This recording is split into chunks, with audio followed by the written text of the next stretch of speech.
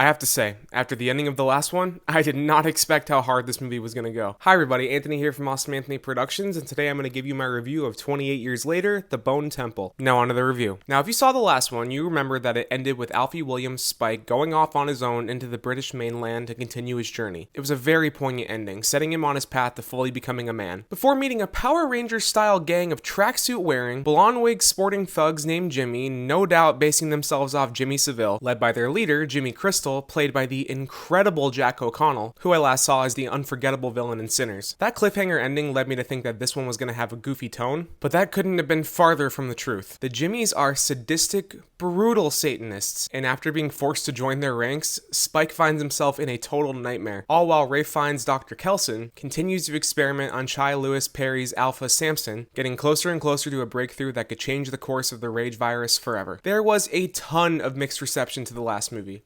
Understandably so. While I really enjoyed it and appreciated the new, slower, more poignant approach, I can definitely see why that turned some people off to this film, especially after the action-heavy 28 days and 28 weeks. Me? I loved it.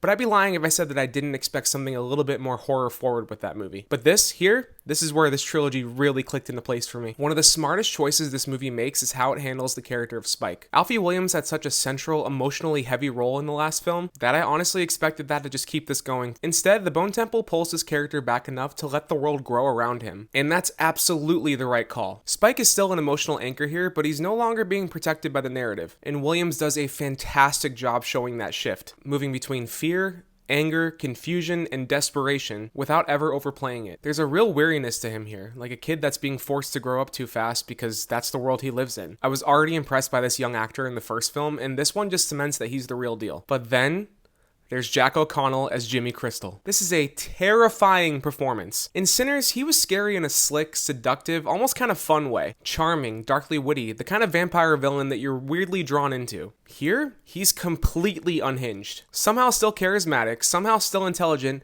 but very horrifying. The way he plays Jimmy Crystal feels layered and intentional. Every time he talks about old Nick, you feel how deeply warped his worldview is and how he feels like he's doing the right thing. And the things that he and the other Jimmys do in the name of appeasing old Nick are genuinely disturbing. O'Connell chews the scenery every time he's on screen, and his off-kilter energy perfectly matches the massive tonal shift that takes place in this film. This is not really a fun villain. This is the kind of villain that revels in making your skin crawl. Ray Fiennes, once again, is just operating on a completely other level. Dr. Kelson remains one of the most fascinating characters in this entire series, and Fiennes gives a fully committed performance that really elevates the film. There's one scene in particular, if you've seen it, you know exactly which one I mean, that is easily the most memorable moment in the movie, and it works because of the sheer commitment and intensity that he brings to it. Kelson feels like a man who's half insane, half visionary, and fully convinced that he's doing the right thing, kind of like Jimmy Crystal. His interactions with the Alpha Samson are oddly tender and surprisingly poignant. Watching him push closer and closer to a breakthrough is absolutely riveting, and the way that storyline propels the plot forward is genuinely gripping. The rest of the cast hold their own too, especially the Jimmys themselves. Emma Laird's Jemima is particularly terrifying. She adds another layer of tension to this already volatile group dynamic. Erin Kellyman's Jimmy Inc. also stands out as the most sympathetic member of the gang, especially in her interactions with Spike. There's just enough humanity in her to make things complicated. And if we do get a part 3, I'm very interested to see where her character goes. Tonally, this movie takes a hard left from the last one, and I mean that as a compliment. While the previous entry was slower, more contemplative, almost mournful, The Bone Temple is nihilistic, mean, and deeply unsettling. Nia DaCosta leans fully into that darkness with her direction too, giving us some genuinely brutal horror and visceral violence that never really lets you get comfortable. That said, she still makes room for moments of quiet dignity, especially in the scenes involving Dr. Kelson and Samson, which helps keep the film from entering pure shock value territory. Visually, this thing is stunning. The cinematography, overseen by Sean Bobbitt, moves away from the rough, camcorder-like aesthetic of the last film, which was shot with iPhones, and into something a lot more polished and cinematic this time. The landscapes are beautiful in a haunting way, which only makes the brutality unfolding within them hit that much harder. And the pyrotechnics, especially during the standout Kelson scene, are jaw-dropping. Hildur Gudnadottir's score is also unforgettable. It's atmospheric, oppressive, and emotionally charged, perfectly matching the darker energy of this film. And surprisingly, the movie also finds moments of humor. like Jimmy Crystal breaking down the dynamics of the Teletubbies to his gang, which somehow works as a brief release valve of tension before diving right back into the horror. I do have a few complaints though, number one being that this one just really doesn't hit the emotional highs of the first. That missing family-driven storyline means that there's a lot less of the aching personal loss that anchored the plot of the first film, and structurally, the two main plot threads, Spike dealing with the Jimmies and Dr. Kelson with Samson, never fully intersect, which can feel a little frustrating. It also gets pretty gratuitous at times, but honestly, in a movie meant to be this bleak and aggressive, I didn't really mind it. Overall, this is an incredible sequel that fully commits to being darker, nastier, and a lot more unhinged than what came before. Jack O'Connell delivers a genuinely frightening standout performance, Ray Fiennes once again elevates everything he touches, and the film's shift in tone feels bold rather than misguided. It may not hit as emotionally as the last one, but it more than makes up for that with atmosphere, great performances, and sheer nightmare fuel. If you saw the first one and wanted something more aggressive, more horrific, and less forgiving, this movie absolutely delivers. And that's my review of 28 Years Later, The Bone Temple. Thank you so much for watching. Please leave a like, subscribe, leave a comment if you saw this movie,